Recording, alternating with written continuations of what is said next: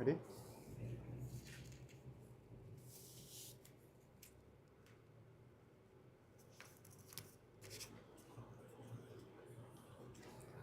Okay, I guess I'll begin. My name's Tom. I've been in residence here for a month with Zaratan. I think first of all, I'd just like to say a big thank you to everyone from Zaratan for this opportunity to have a month here to make work and explore the city, and my practice has been really, really useful and productive, almost surprisingly productive. And so the work that's on display here and has been in the Open Studios since Tuesday is a reflection of where my practice is currently. And I kind of thought I'd start this dialogue by tracing its beginnings. So before I came to Zaratan, I've been working with film and writing mainly. More so interested in the writing aspect of things and writing scripts for narrations for short films that often include archive footage. Rarely have I shot my own footage, and that's something that I wanted to do here. The film I made prior to An August Note, which is on display at the moment, was called The Sunken Liner. And that's really what began my filmmaking methodology and practice, and at least writing method. That particular work was about trying to reimagine a particular space. I was making work, having been from and living in London, about particular sites on the outskirts of London. And for this particular film, The Sunken Liner, I was living in southeast London in a place called Catford, and there was this building that to me really resembled an ocean liner.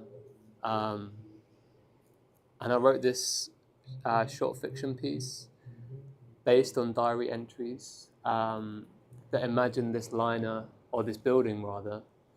It's a building owned by the council there, to be almost like a liner and have this story attached through diaries, coming through the Thames and then ending up in southeast London. As I mentioned, I was using a lot of archive footage in that period, which made the film quite tedious and made it take quite a long time to make. And that was one of the things I wanted to try and avoid as much as possible while I was here. I wanted to spend much more time in the city and not necessarily at my studio, editing away and being so overwhelmed at getting the perfect image frame by frame. And I'll go into a bit more about the way of making the film that's shown here. So that particular film was based on archives. The reason for that was I had this feeling of coming across found footage and archive footage that's quite hard to explain, but I think it had this quite magical quality that allowed for a repurposing of the footage and the images, and allowed for stories to be born from these images and footage. So a lot of the footage I was using was taken from three main eras, so early 20th century, middle 20th century, and late 20th century. And that film, I tried to kind of combine these different time zones and time periods within the film. I think it's important to outline some of my earlier work, because I can then trace back myself what made me make the work that's here, the kind of journey I've been on, and how it is that I've ended up making the film that I've made. So as I said, a lot of that work, and that film in particular, was about reimagining sites. There was also this idea of absence attached to particular sites, this kind of ontology where absence seems more powerful than presence itself. This idea that something's lingering on the surface, and the profound feeling that you're missing something and something's not quite there. I made that period living in London, and London was a place where a lot of the city constantly felt like it was in flux, particularly the suburbs, particularly just inside the M25, and parts of Greater London, which is where I'm from. That way of working has in some ways carried on to the film that's showing here at the moment, but in some ways differs as well. So I thought it would be a good way to, or important to outline the kind of thoughts and feelings behind that first film. But what I remember being really interested in at the time was this idea of reimagining through fiction, this sense of otherworldliness that fiction allowed, how fiction can completely change a way of seeing and also a way of maneuvering around the city. So that particular piece, The Sunken Liner, stemmed from a piece of writing that then became a film. What I wanted to do here with my time in Lisbon was create this dialogue between moving image and the writing process itself.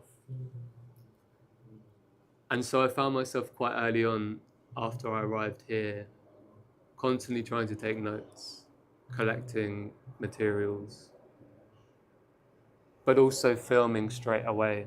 And this act of filming really encouraged me to make this film, and it became quite natural and quite apparent how the film would come to be. So just for a brief summary, the film, An August Note,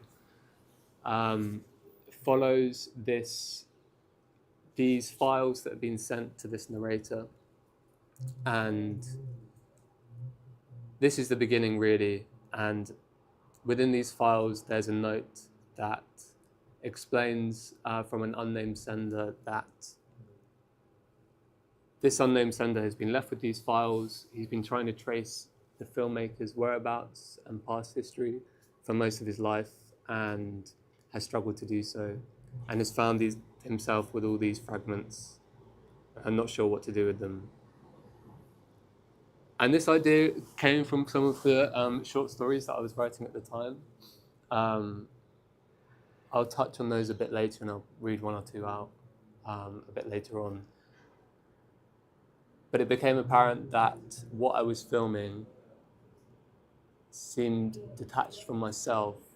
There were a few reasons for this. While I was wandering around the city, I was relying so much on instinct, not knowing Lisbon at all, not being to Portugal at all. I was considering why I was choosing one particular road instead of another, focusing on one particular site instead of the other. I became interested in some of the qualities that the cameras had that I brought with me. Particularly one quite old digital camera that was left to me by my grandfather, which had this huge optical zoom, which meant that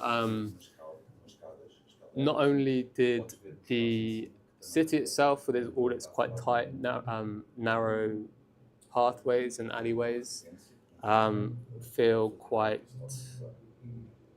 suffocating at times, but also it really extended into this idea of trying to find something elusive, looking for something as the camera panned along, not quite sure, knowing what I and the filmmaker in the story was looking for. So this became quite apparent early on, and that way of filmmaking is the same throughout the film. This idea of searching for something where it's not quite clear or sure what that something is. This was also helped by the practical way of filmmaking. As I mentioned, there was this optical zoom on the lens. but also zooming at this to this extent made every jitter and every slight movement of the camera violently jerk the image, and this again led me to follow these jerks and continue to look for something in the viewfinder. It's worth mentioning as well, in the last few months I've really been interested in this idea of the everyday spaces in cities, reading a lot about how the fabric of the city becomes apparent when focusing on the everyday or the banal or the quotidian spaces. So this was something I also really wanted to do and try and capture. Having done this, I then found myself questioning why I was filming certain images more than others.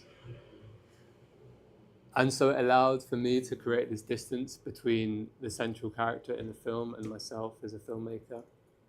It allowed me to ask questions that were both questions on my own practice, but also questions that I could then transpose into the narrative itself.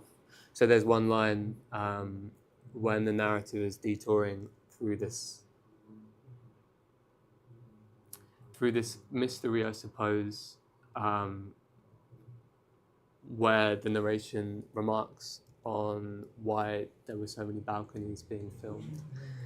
And things like that, it was quite a natural position to be in, between questioning the movements I was making in a new city, but also lent itself to be material for the film itself. So these were decisions that were happening quite early on since I got here and was making the film. The idea for the film happened quite early on too, and almost acted as a visual diary for my time here, particularly in the first few weeks. I had a kind of idea of what life might be like in a residency. Having said that, this is the first time I've been to a city that I haven't known on my own. And so those feelings that surface both lended themselves to the film, but also the footage, I think. And as I said, I've kind of kept a visual diary of what I was feeling at the moment, or in those moments. The film then proceeds to detour through fragments of writing that I had assembled throughout my period here. Certain things people had asked me, certain written descriptions in museums or historical landmarks, but also comments on my own practice and feelings I had at the time. And while I was writing this all out, before I came here, I'd come across a method of generating short stories. And I think it's important I mention this because I hope to read a few out at the end. And slightly detouring for a second, this was a diagram I'd created with subjects that intersected with each other that would produce 24 different stories. And this is something that I was working on before I came here, and something I wanted to continue and then hopefully eventually finish all 24. The way this worked was choosing a painting from a year of a project I was working on with people from London. We were working on leap years, so years that occur after every 4, and responding to something from that given year.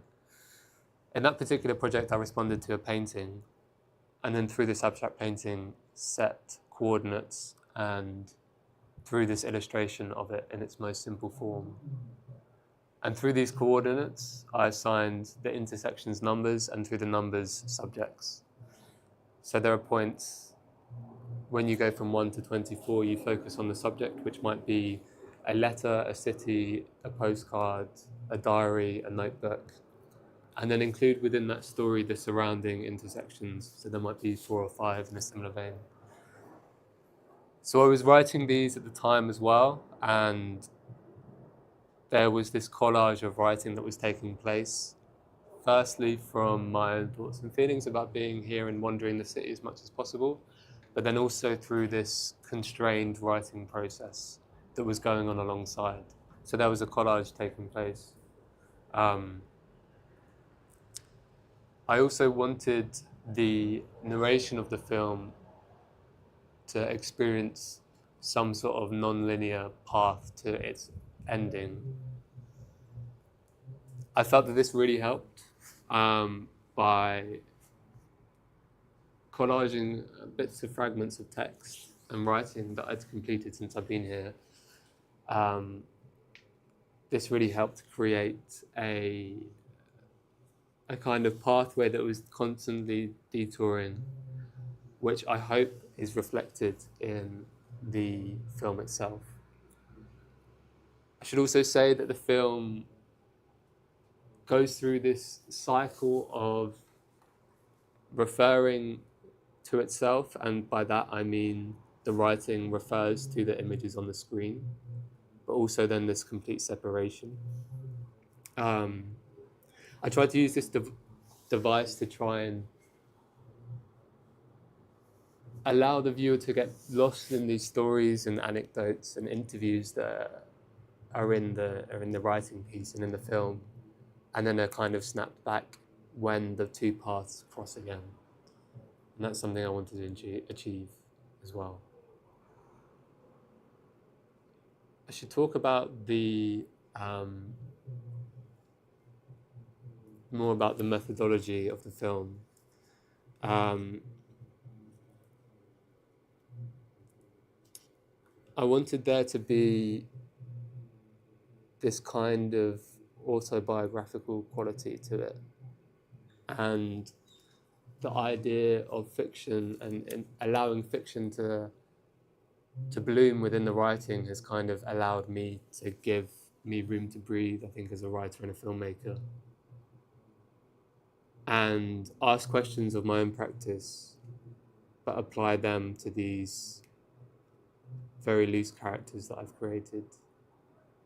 I think that's a process that helps me and kind of allows me not to be so vulnerable. But also when I'm making, I know that that's a thing at the back of my mind. I mentioned that I had this way of writing and these diagrams that would allow for the writing to kind of flourish quite naturally, and having these set of constraints only knowable to the writer themselves, I found to be a very interesting task of plotting coordinates that would allow these short stories to grow. And this kind of juxtaposition between that and then the film's quite jittery quality, I thought to be quite useful. I'm going to read at least one of those short stories now, and I thought it would be nice to share them while I'm doing this talk, and you can get more of an idea of what some parts I've left out and some parts that are in the film itself. So if you bear with me for a few seconds.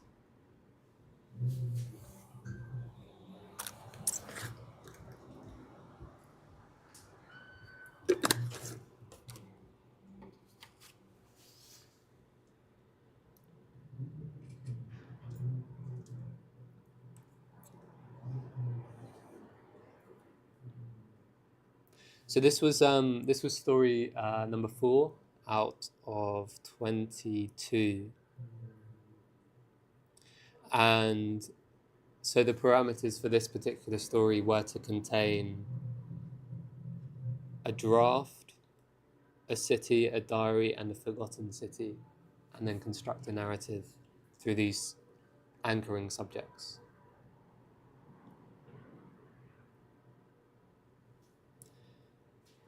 A restored castle crowns the cap of a valley sealed with entangled moss. Upon the portico steps, jagged and grey, one journal graces any wanderer who emerges from the nestled pathways dimmed by the shadow of the horseshoe tower. Noted in refined script, the pages tell of a plot to rectify the city of McBay. The seventh anointed king, vexed by the labyrinth of pathways that seemingly appeared from nowhere, by the misshaped terrain positing diurnal quagmires, raised an advisor to his side to amend these tribulations. Departing from Hellenistic and Toltec city planning, desiring orthogonal grids, the unnamed advisor drafted a design relying upon written pages.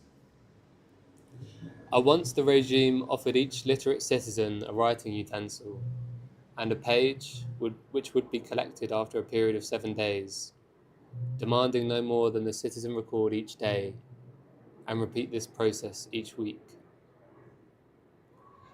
Depending on the aggregate written lines, the new city was built, growing each week as the people of McBay faithfully inscribed their days. Each page translated to each corner, balustrade, bridge, or fortification, and the king, reading each page from each citizen, felt assured that he could now, from his horseshoe tower, identify every part of the city. There came a time after years of writing when the citizens of McBay were at a loss. They had written everything, the days repeated each other, each word in each order. Whilst the building continued for a short time, the city began to birth facsimiles of streets, twins of courtyards, and the king, once comfortable with the view from his castle, became once again weak at the sight of reduplicating labyrinth, mushrooming into chaos. Just as the king was about to order the people of McBay to cease writing, the writers themselves, perturbed by their lack of new entries, revolted against the regime, storming the castle and burning each page written by each citizen. In the fury, the city disappeared almost entirely, with only a few streets remaining. It is thanks to those who refused to let their journals languish, labelled traitors and hung by their fellow people, that a scatter of McBay's pathways still exists today. So that was one of the short stories that I've been working on. Again, I think I found these constraints in fiction really important in a way of making, when particularly wandering a city at the same time. It gave me more of a focal point, and a refined methodology to the writing itself. I'll read one more out and then I'll ask for some questions and maybe continue a little bit longer.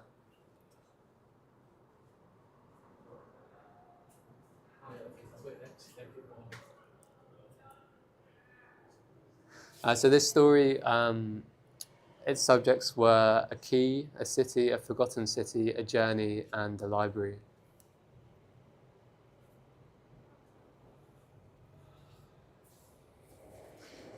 Mole grew, his little finger at rest under a fist-shaped alcove, napping by the solitary shade. The corner of the page, the sheet, the resplendent first light, a paler sky, a cloudless plain. Nothing that resembles light and white snowflakes, no, only miniature ledges, cliff faces extinguished at the turning of the page, cliff faces, other days barbed wire, nettlesome words, wires and thawed icicles. They all fall, hide in the past at the turning of the page. Mulgrew considers 2 cities. One, he remembers.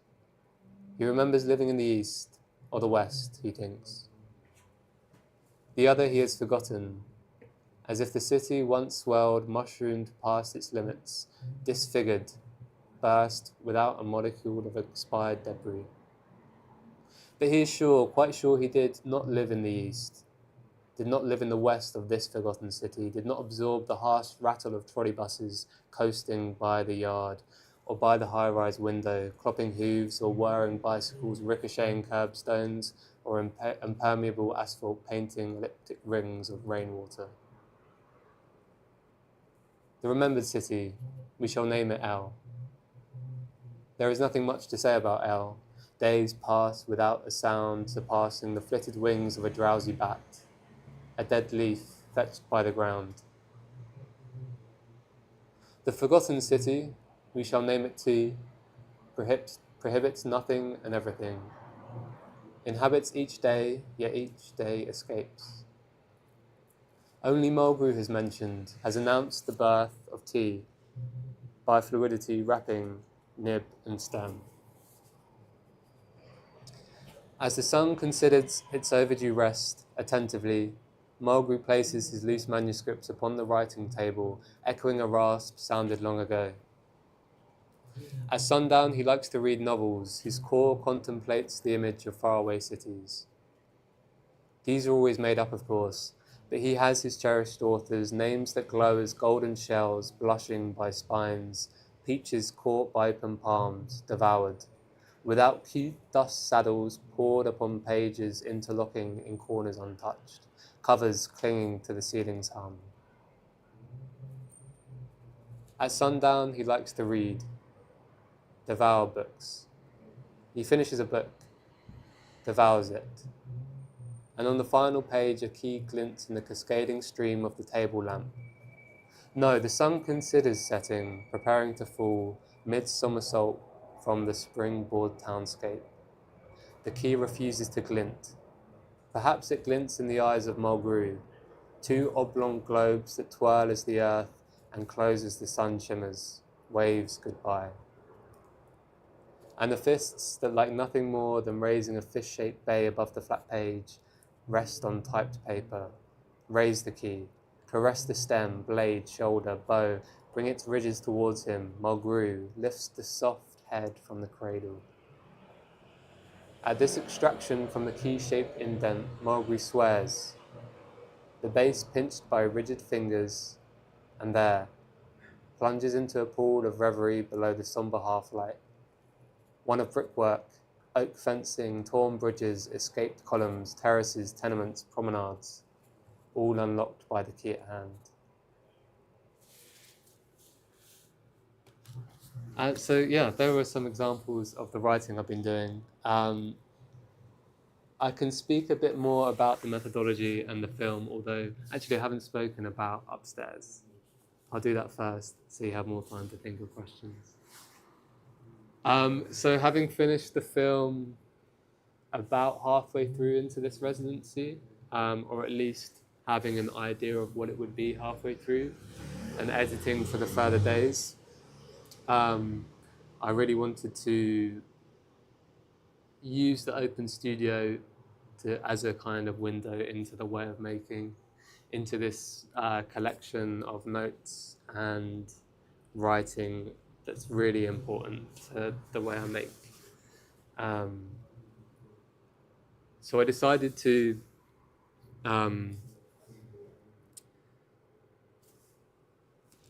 arrange these notes in a kind of collage that somehow mirrored this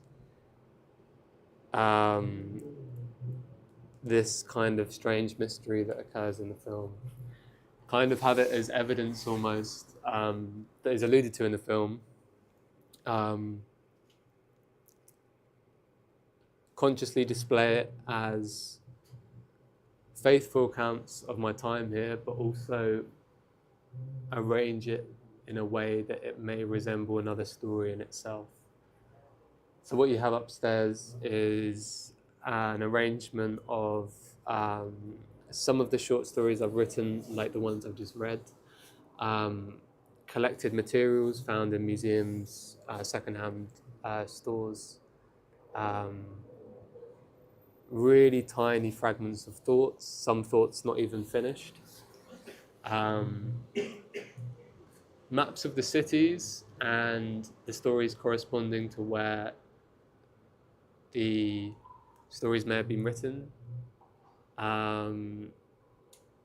backs of postcards that have either been left and kept and collected as I saw them, or have been reappropriated for the backs of stories that I have written.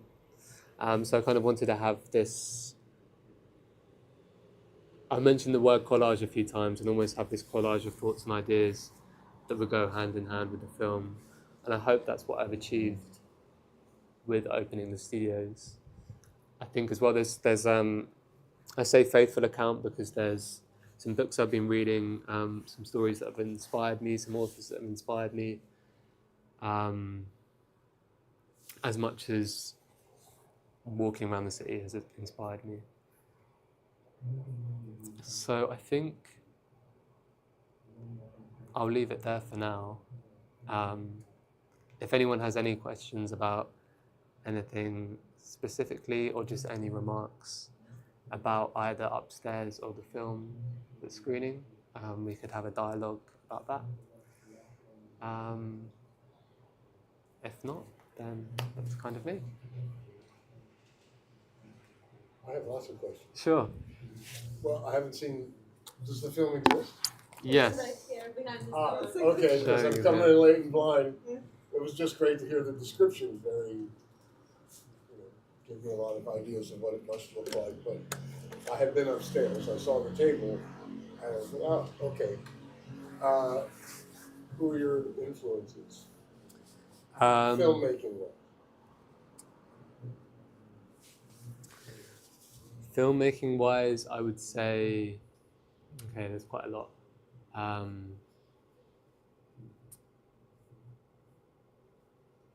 I really like the way that John Okomfra works, and the rest of John Okomfra. Okay. He's part of the Black Audio Film Collective that was in the UK in the 80s. And that particular collective made a film called Twilight City that I really love. Because it has a fictional narrative going from beginning to end that is told through interviews and through long shots of the city, and I really like that merging. There's a film that Okomfra made himself,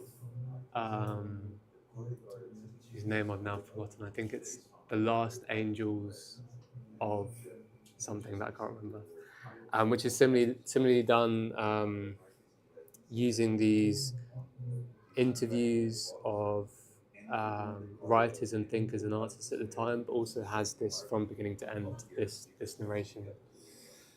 I'm a big fan of Chris Marker's films. Lajate. Yeah. My favorite film of all time. Yeah. So I mean, I love Lajate. I mean, what he's able to do even with photographs is kind of incredible. I think that's kind of, I was kind of looking at him more so with the first film I described, because I was using a lot of still images and photographs, but also it had this sci-fi element that exists in Lajate, and how you're able to tell a story with still images. So he's a big influence.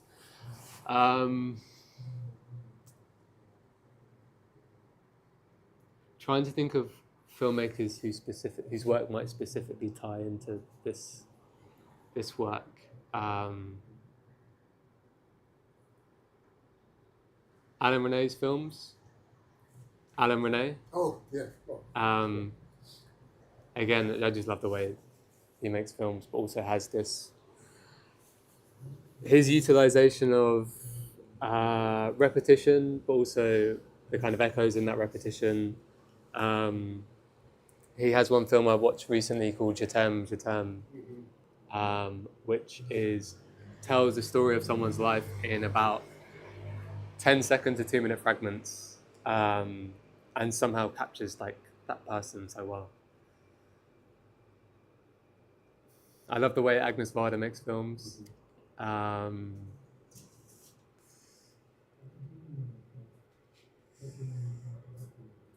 think that's probably enough. I mean, yeah. Yeah. If any more no, spring that's to great. mind, That's great. I think authors as well have really influenced the writing too. Well, I'm not surprised because everything I heard you say, it sounds like a dream. And all of those filmmakers made films that were very dreamlike, especially Alan Rene. But also even La Jetée is very dream-oriented. Yeah, I was talking to a friend last week. We kind of had a virtual studio conversation, and they mentioned the dreamlike state, I think, but also the way I think in their films, you're rarely in a constant state of feeling like you're in a dream. You're usually snapped into reality in a few instances. I think that was something I wanted to, by saying the objects or the landscapes in the film, and whilst they're on the screen, kind of snaps, I think, the viewer back into that reality and kind of out of that kind of dreamlike scenario. Is your film all narration, or are there people on screen talking? It's all narration. That's what I thought. Yeah, so that's usually how I've worked. I've become very used to the sound of my own voice now. At first it was horrible, but now I think I'm constantly playing with this kind of detachment from these kind of characters in the films, and also my own experience of making and what I want the film to do. So it seems it closes that gap by having my own voice, and it relates it again back to me. Did you have any idea before you came to Lisbon, or this was all generated once you got here? This was all generated once I was here. Yeah. I found that very interesting. Yeah. Because I'm a still photographer. Okay. And I've only been living here now for a little over 2 months, though I came here first in 21 and bought my apartment. But I always, there's something about Lisbon. I mean, for Western Americans, Brits, I don't know, but it's a city of dreams because it just feels like when you're walking through the streets, it feels very dreamlike. I don't know why that is. I think there's something to do with, I mean, from my experience, the easiest city to get lost in. Yeah, that's what I said. So I think it lends itself to kind of almost wandering round the city, not quite knowing where you're going, and then you get so used to that. I do it on purpose. Then you kind of occupy this state of just having this kind of accepting that I'm not going to get to where I'm going to end up whatever happens, you know. Do you know the writer Paul Auster? Yes. Just died. One of my favorite books, I can't remember the title of it, but it's a film about a writer searching for a lost filmmaker and a famous lost film of his that he made. And I was reminded of that by it. Yeah. I've read New York Trilogy, and there's that kind of slight detective fiction. Yes, kind of excites me, but then there's so much to. I remember in one of those books, the path that either this detective or one of the characters in the film takes becomes a diagram that eventually has consequences later on in the film. So this idea, it kind of stems from this idea of wandering around in the city of New York, which I was kind of looking at some other writers and how they do that, and that made me consider the way I was moving the camera a bit more. So one of my favorite authors is Georges Perec, and Life a User's Manual is probably my favorite book, I think. What's the title? Life a User's Manual. And in one of the scenes, there's this second-hand bookshop or second-hand shop owner who, for about 10 pages, is constantly moving these objects around so carefully. But I think it transpires that the way this character moves these objects around translates to a diagram, either the diagram in which the book has been written or another diagram, I'm not too sure. And it's something I think that Borges has done in the past as well, had plots that characters have taken that then solve murder mysteries. So I don't know, I kind of find that quite entertaining, but also it stems from the act of walking in the city. So I think that kind of Maybe stole that rule. yeah. Maybe I'm curious as you ask how the movie started, you have the previous idea. I would like to ask, where does this go? Like, do you see a continuation in terms of what you have achieved here, or is it something that remains into a parenthesis? Yeah, so in terms of showing the film elsewhere, or in terms of the ideas generated from the film, I or think in terms of idea generated, but yeah. also if you came up with your wanting to do a new movie or... Yeah, so when I think I spoke about this last week, but when I was arranging the various files upstairs and the notebooks upstairs, it kind of lent itself to another kind of set of clues.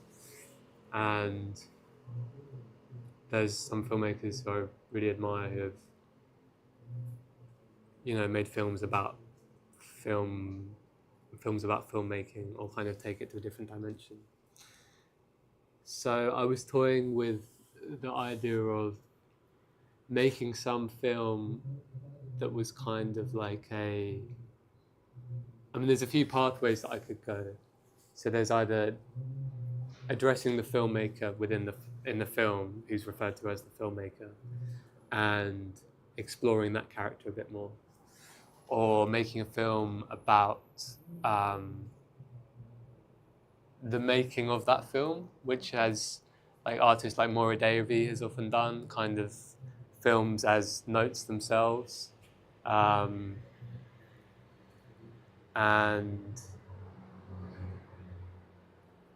yeah, there were a few ideas I had about also constructing a film about the notes on the table and how actually faithful they really are, and whether there's a different narration there.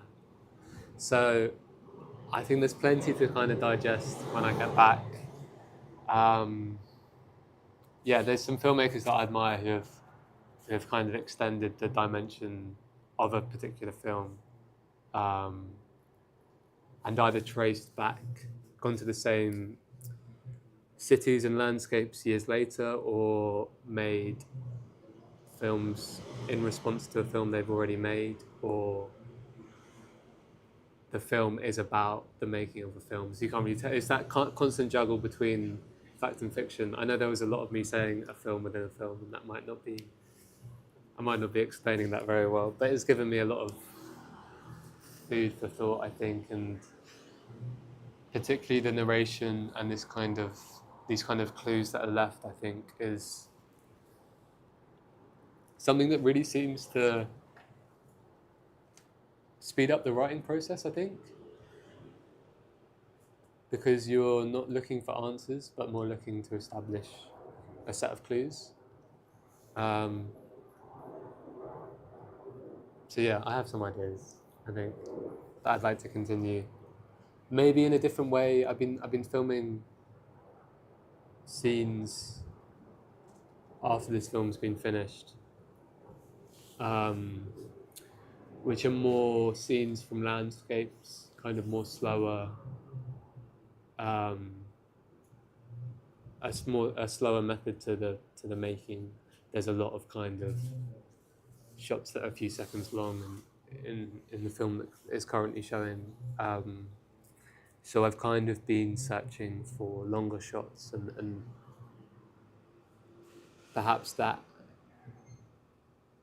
adheres to this idea of kind of things hidden in the landscapes a bit more. So I'm kind of working with that. I think I'd like to explore a slightly different way of filming. I think I'd be interested in, and what that lends itself to the finished article. Yeah. Something that I found very interesting about what you were saying is that it's like all this fiction ends up to to show something about yourself, or there is something autobiographical.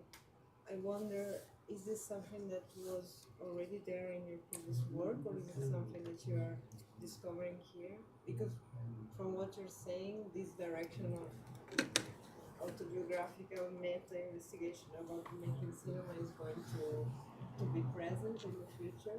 Yeah. So I'm curious about. Yeah, no, it's a good question.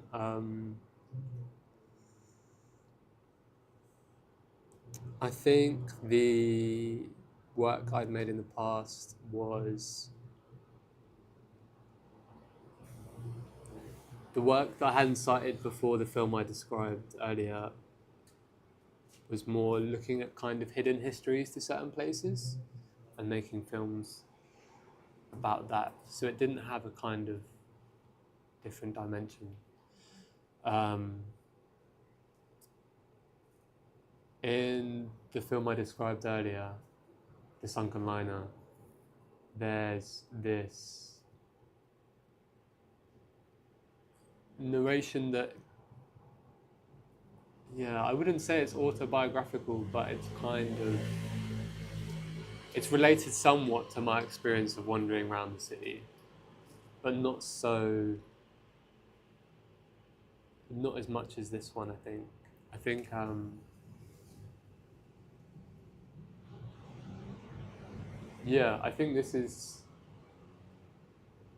this time here and this kind of being, this time by myself has allowed me to explore that, I think, a lot more.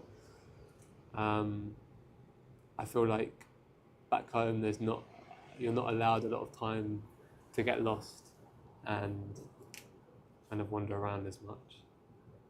So I think it's definitely brought that element into the work of being in a completely different space and not quite knowing where you are, not quite knowing what you're looking for, that I think has influenced the film. But in the past, because I was making films about places I knew, I don't think it had that element. So I think some of it has evolved from my experience here. I think quite a lot of that. Also, the films I was making in the past were still tied to this wandering around the city and trying to reimagine. I think in the past it was reimagining sites that I would see every day and the kind of everydayness of them that I wanted to change. Coming to a new city, you don't have that. Everything's new. So I think it changed my way of making in that way. Maybe also the process of being in residency can be a bit solitary and make you dive into. I think so. Yeah, I think. Have your network of people or yeah. families or solitary. Yeah, completely. To be honest, I don't think I realised that aspect before I came here. So I was kind of experiencing that anew a little bit. And yeah, I've had a lot of time to consider why I'm walking in certain places, consider my movements a bit more, and have a kind of solitude almost. So I think, that's lent itself to kind of rapid, or a more rapid kind of form of, or pace of working, because the Sunken Liner film took me about a year on and off. So yeah, I think it's a little bit of that. I think that's kind of might be reflected as well in the film. Yeah. I have a small question. I'm curious about your relationship with time, and film being such a time-based medium. It's interesting to see how your approach is sort of like a puzzle that can be rearranged in so many ways, and a mystery to be looked at from many different perspectives. And I was curious to hear how if you think about that being time bound, also given that your narratives don't seem to be linear in a way. So maybe you would like to share a little bit about that. Yeah, I think I was having a conversation with someone who came to see the film on Friday, and I think somewhat consciously I intended there to be a slight mix of tenses in the writing, or at least an acknowledgement that they were there and that I wouldn't correct them in whatever form they were in. So I think this kind of lends itself to this kind of dead time, and this kind of time without a time, if that makes sense. And also the way of filmmaking, I kind of tried to allow it to be as timeless as possible, in terms of not trying to film identifies that a viewer could say, okay, this is from the year 2024, or at least establish that this is from the last 10 years. Trying to not film advertisements or car models or whatever it might be, trying to avoid that. So I think that was like something I realized kind of halfway through the process. I think this tendency to not want it to be about a particular year. Having said that, it is about a particular month, but that month isn't tied to a year. So there were some considerations when I was making and writing, and I think it helped that the writing had been borrowed from different sources. There was this kind of mishmash of different tenses, past, present. I think there might be future tenses in the film.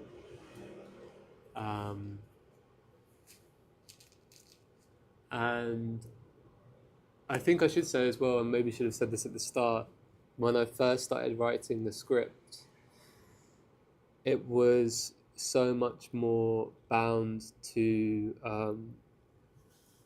written methods of communication. So, there were the email was transcribed as an email. There were text messages. There were interviews transcribed as interviews, and there were also citations to fictional books and novels that didn't exist that might have given a clue into the filmmaker's life. But I tried to narrow that down as much, and some of those had dates and could be read to give it more of a particular setting, I think. But for various reasons, I erased those from the final script. I think I wanted to give it a more of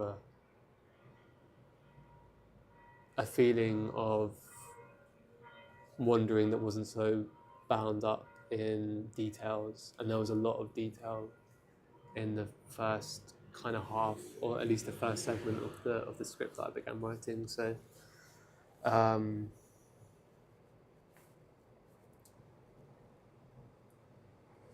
yeah, I wanted to give it a kind of, I know it's about the city of Lisbon, but this idea that it kind of touches upon universal experiences as well, I think. And so that's kind of time-based as well, I think.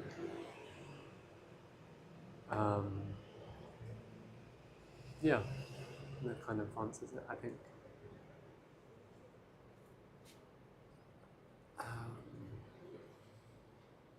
What do you film with? So, this is actually the first film that I've made using all my own footage. What? So it's the first film I've made actually filming with a camera for the entirety. I was so used to using archive footage and found footage and editing through that. Yeah, I got that. So I kind of grabbed all my cameras that have either been, I don't really know anything about cameras. And so I have various cameras that have been passed down to me, which can all kind of do slightly different things. And so I filmed with just like an old digital Fujifilm camera. I think it was about 10 years old. But I was kind of experiencing the effects it had in real time of how it might influence the way that I make. And as I mentioned earlier, that was mainly done with the zoom, but also the kind of jittery nature. But because it was slightly older and not as smooth as some other cameras are, you get, particularly when it's so zoomed in, you get this kind of texture of the place. Yeah. And they really come out a lot more, I think. And as you're walking through a city, that's what you tend to recognize as well, I think. Or at least I did, the kind of certain textures of the city and why certain materials are here and why certain pieces of architecture are there and that kind of thing. So I thought it kind of helped me zoom in on that. Having said that, it worked for this particular film. Having said that, I spoke a bit about experimenting with other cameras, slightly better quality, seeing what that might achieve. But for this particular piece, I really quite soon knew that it was going to look like that, which helped because I wasn't spending so much time with aesthetic decisions. It meant that I could film so freely as well, and not be so constrained with. I don't know. I had a conversation with a friend who was filming on 16mm for a project he was doing, and this kind of relationship to the image changes so much because this idea of being so precious and so free, and so I found that I just had so much footage I could work with, and that to some extent all kind of captured the feeling that I wanted to bring out in the film. So yeah, I knew quite soon that how the film was going to look, and I think we spoke about that quite early on as well. And you said you both had an idea of the film, what the film might look like as well. So there was this kind of slight grain and texture, and that also lent itself to these kind of visual diaries that I spoke about, and this kind of like very homemade DIY kind of feeling of it. Sex-wise and video.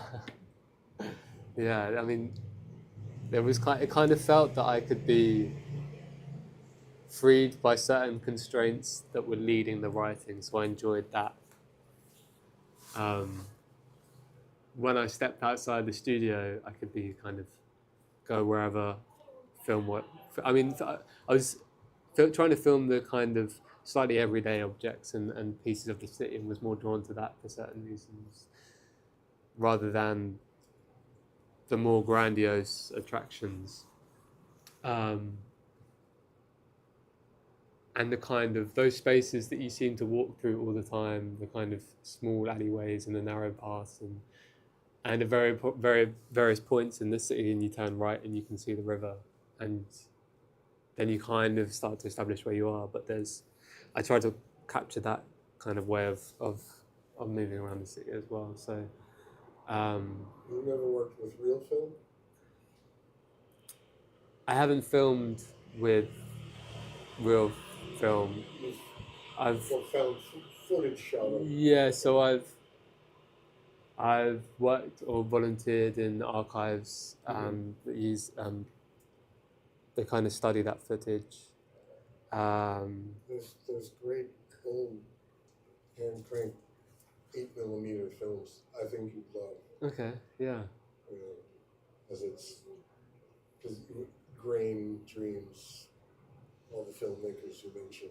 Yeah, I think there's something about that kind of low quality grain. Yeah. That out of focus. Mm-hmm.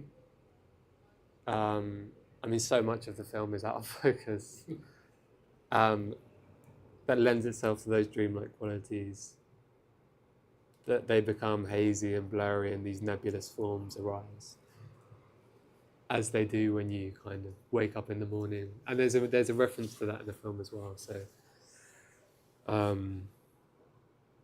yeah, it's something I spoke briefly that I want to kind of explore new equipment, because I'm constantly like,